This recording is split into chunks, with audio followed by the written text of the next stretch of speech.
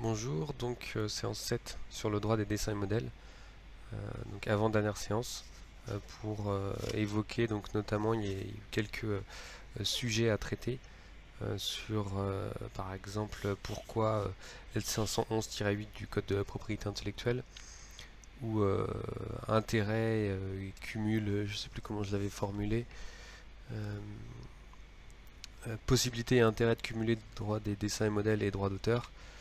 Il y avait un autre sujet qui était lié nouveauté plus caractère propre égale originalité. Alors ces deux derniers sujets, forcément, ils étaient assez liés, ce qui nous permet en fait, de recouper les différentes problématiques en droit des dessins et modèles. Donc on va le voir, on va voir ces sujets-là et on parlera très rapidement de l'arrêt du fascicule du 6 mars 2019, très rapidement parce qu'il n'y a pas énormément de choses à dire sur cet arrêt aujourd'hui. Voilà, j'ai pas de support écrit parce que j'ai pas eu le temps. Voilà, j'ai une semaine de retard, donc voilà, il restera plus qu'une séance la semaine prochaine. Voilà, pour entrer dans le vif du sujet. Donc d'abord sur presque sur les premiers exposés, mais qui sont liés en fait sur nouveauté plus caractère propre égale originalité point d'interrogation.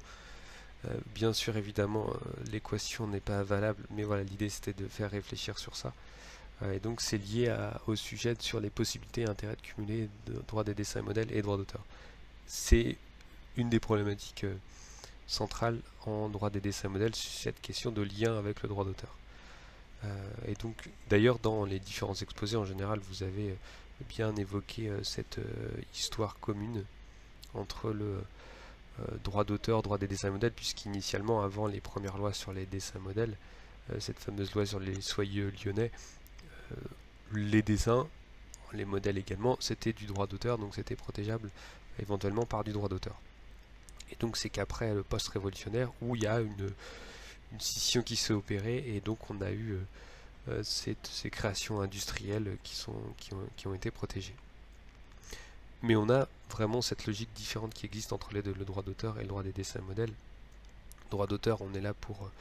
c'est presque un droit de reconnaissance, on reconnaît à un auteur un droit sur son œuvre, alors en propriété industrielle et en droit des dessins modèles, on est là presque pour récompenser un créateur pour l'esthétisme qu'il a inventé, qu'il a créé.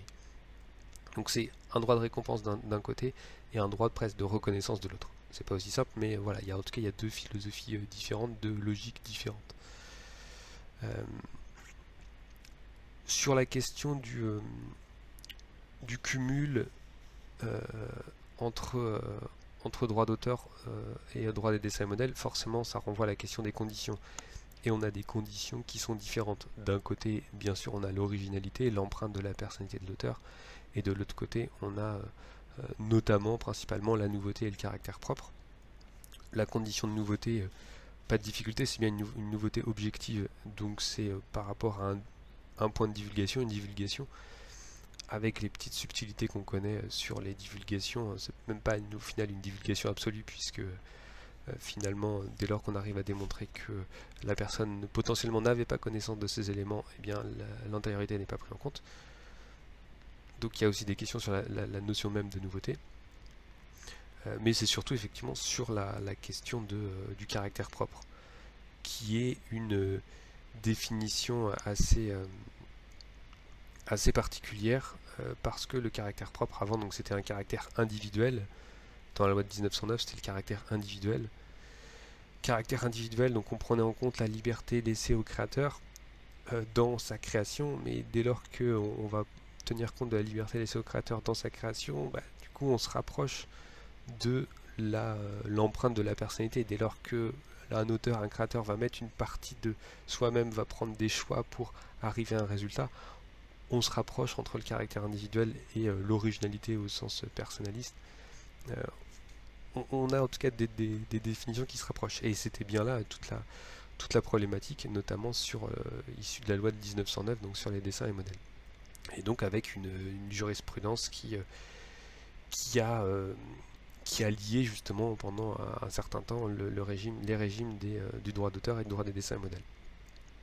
Euh, Ça a été bien expliqué dans les différents exposés d'ailleurs, donc je ne l'ai pas dit, mais bien sûr j'invite les différentes personnes à communiquer leur exposé. Il n'y avait pas d'erreur grossière, donc je vous invite, il n'y avait pas d'erreur, donc j'invite forcément les personnes à communiquer leur exposé, leur support vidéo ou leur podcast. Donc voilà, en tout cas, ces liens qui existent entre caractère propre et notamment l'originalité fait qu'on pouvait se poser la question du cumul ou non. Là aujourd'hui la réponse elle est assez claire, on a des conditions qui sont différentes, des définitions qui sont différentes. Si on remplit des conditions de l'originalité du droit d'auteur, on peut se voir appliquer le droit d'auteur. Si on remplit les conditions de droit des dessins modèles, eh bien on peut se faire appliquer ce régime d'une manière séparée, et donc les deux régimes sont totalement indépendants. Et d'ailleurs même la notion de caractère propre justement elle a évolué, et donc la définition, vous la connaissez, c'est vrai qu'elle n'est pas forcément évidente sur cette impression d'ensemble. L'idée c'est vraiment qu'il doit exister une différence claire entre l'impression d'ensemble que produit le dessin et le pot commun des dessins existants. C'est en gros, si vous avez une impression de déjà vu en voyant un dessin, certes on va dire que ça peut être nouveau, mais si en voyant le dessin vous vous dites ça me dit quelque chose, il y a une impression de déjà vu par rapport au pot commun des dessins et modèles qui existent, et bien on peut se dire qu'il n'y a pas de caractère propre. Donc ce serait la définition qu'on pourrait en retenir aujourd'hui. Et même en conclusion, d'ailleurs, c'était cité par un des exposés de Iman Alexan et Agathe, notamment c'était l'arrêt du 12 septembre 2019 de la Cour de justice de l'Union européenne, l'arrêt Gestar, que j'invite d'ailleurs tout le monde à aller revoir, qui fait justement notamment le lien entre le droit d'auteur et le droit des dessins modèles, qui rappelle justement que la protection au titre de droit d'auteur ne peut être accordée à des modèles au seul motif qu'ils produisent un effet esthétique spécifique. Donc ça c'est intéressant, donc je vous invite d'ailleurs, si vous ne l'avez pas fait, à aller lire cet arrêt du 12 septembre 2019 de la Cour de justice de l'Union européenne, Gestar. Vous retrouverez les références rapidement. Donc il y a ce cumul qui est possible, et après la question c'est quel est l'intérêt de cumuler les deux.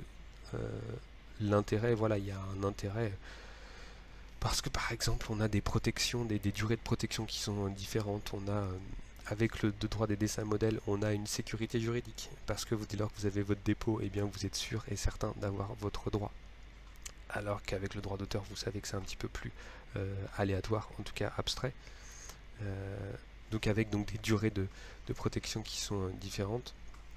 Avec le droit d'auteur, eh bien ça vous permet d'avoir par exemple une protection qui est avant la date du dépôt. Donc parce que le droit d'auteur, c'est la protection et elle existe dès la création. Donc on a des intérêts à accumuler deux, et puis en fait le fait d'avoir deux droits sur un même bien, eh bien s'il y en a un qui vient être annulé par exemple, ou en tout cas qui vient ne pas être reconnu, eh bien on a toujours le deuxième droit qui peut exister. Donc il y a un vrai intérêt stratégique d'avoir cette double protection.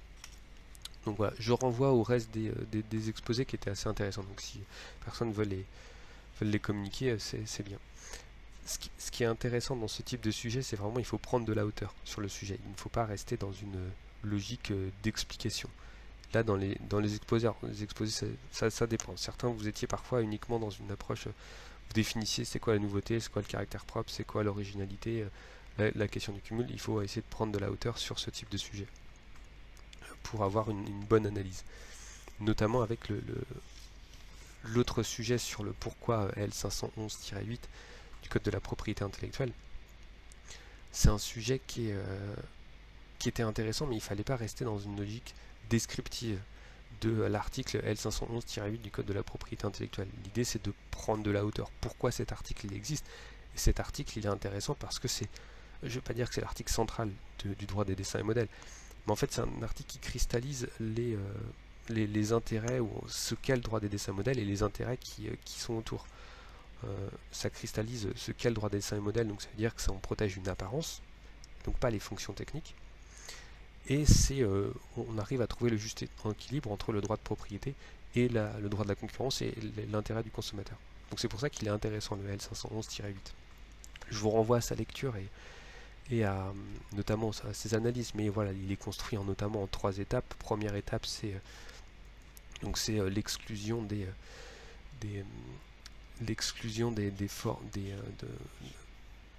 dessins des modèles dont l'apparence est exclusivement imposé par la fonction technique. Donc si en gros si l'aspect extérieur est la simple conséquence de sa fonction technique, alors on ne peut pas avoir de dessin modèle parce qu'il n'y a pas d'esthétisme à protéger. Donc ça c'est la première règle. Deuxième règle, c'est l'exclusion des modèles d'interconnexion. Donc tout simplement pour assurer l'interopérabilité des produits, donc notamment pour le marché des pièces de rechange. C'est ce qui fait que par exemple si vous avez un iPhone, et bien votre chargeur de portable, et bien c'est pas forcément un chargeur de marque iPhone parce que Apple n'a pas pu déposer à titre de dessin modèle la forme particulière de son chargeur, ce qui permet justement à des concurrents de proposer un produit de rechange. Donc c'est dans l'intérêt du droit de la concurrence, et y compris donc des consommateurs, donc parce qu'il y a une concurrence, donc forcément vous allez payer votre chargeur moins cher. Et finalement, troisième partie, une exclusion aux deux autres exclusions, qui est la fameuse exception Lego. Et donc là, cette exception qui est là pour sauvegarder aussi le marché des ensembles modulaires, donc type les jeux de construction, mais aussi voilà les ensembles d'ameublement par exemple. On cite souvent ces deux exemples-là. Donc c'est ça qui est intéressant en fait. Dans cet article-là, on a cette protection qui est... on cristallise justement ce qu'est le droit des dessins et modèles et où on se place. Donc si vous devez traiter cet article-là, soit vous avez une vision, les différentes logiques et donc assez descriptive. Donc vous faites faire une première partie sur le premier point sur l'exclusion des formes fonctionnelles et une deuxième partie sur la liberté de la concurrence qui vient réguler un petit peu le droit des dessins et modèles. Ou alors vous pouvez avoir une approche beaucoup plus générale. Vous pouvez faire une première partie plus explicative et une deuxième partie où vous prenez de la hauteur avec les autres intérêts en présence. Donc là, il y a différentes façons de faire pour analyser cet article, mais éviter d'être uniquement dans la description pure et dure. N'oubliez pas de prendre de la hauteur dans ce type de sujet. Voilà. Pour terminer, j'ai pas grand chose à dire, mais simplement sur l'arrêt du 6 mars 2019 de la Cour de justice, donc c'est l'arrêt qui est dans le fascicule. Vous lirez, voilà, il n'y a rien d'extraordinaire dans cet arrêt, à mon sens. Ce qui est intéressant, c'est là on est donc dans les motifs de nullité d'un dessin modèle. C'est vrai que dans les procédures de dessin modèle, il n'y a pas de phase d'opposition comme il existe en droit des marques. C'est-à-dire que quelqu'un va déposer un dessin ou un modèle, et ensuite il n'y a pas une certaine phase où ceux qui ont des droits antérieurs peuvent s'y opposer. Il n'y a pas cette procédure d'opposition. C'est-à-dire que si quelqu'un a un droit antérieur, eh bien il doit faire une action en nullité du dessin ou de modèle. Là c'est exactement ce qui se passe, et on est dans un dessin et modèle communautaire. On appelle ça toujours un dessin et modèle communautaire. Et donc avec sur la fameuse boîte de tic-tac qui est... donc là on a une marque tridimensionnelle qui est l'antériorité, et donc c'est BMB qui est titulaire de cette marque tridimensionnelle, et donc qui s'oppose, qui demande la nullité d'un modèle qui est déposé ultérieurement. Et donc voilà, donc on voit là, c'est en l'occurrence il n'y avait pas de nullité qui a été prononcée. Voilà, mais je vous renvoie à la lecture. C'est intéressant de voir justement, c'est une procédure un peu différente, donc lisez aussi cet arrêt. Voilà, tout ce que j'avais à dire sur le droit des dessins et modèles. Lisez bien le cours parce qu'effectivement là vous avez eu aucun cours oral sur le droit des dessins et modèles. C'est quelque chose qui est important. Forcément c'est pas aussi important entre guillemets que le droit des brevets et le droit des marques, mais il y a des sujets très intéressants, notamment le lien avec le droit d'auteur, cette question aussi, le lien avec le droit de la concurrence, sur des éléments qui sont intéressants. Donc voilà, travaillez bien sur cela. Voilà, à bientôt.